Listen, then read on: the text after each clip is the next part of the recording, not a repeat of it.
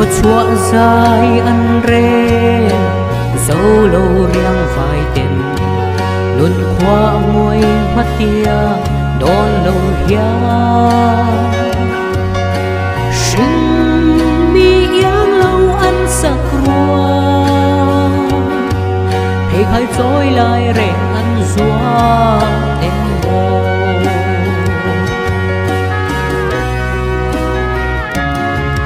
qua mu na cô sa lê căn ruộng bụi dầu đầu ra mu căn chim vang khô bụi đai ăn sinh căn hay nghe lung căn vai căn hạc hết chất tuôn khô vang tu căn nghe chế riêng vai tình căn lung ngày bị ném tu rung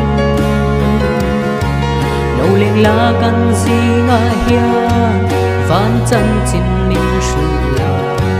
mà ngày tu lên na khóc quý mỗi khi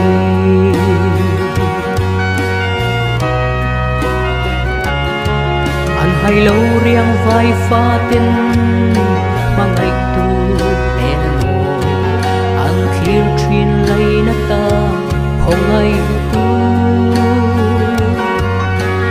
anh ai nghe cho tua nín môi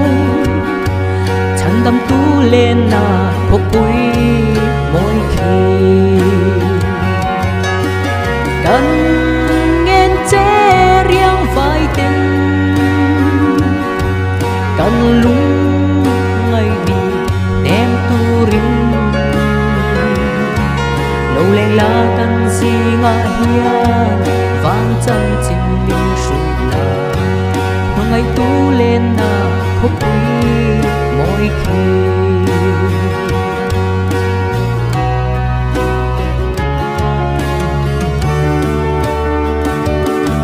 còn là a lên rual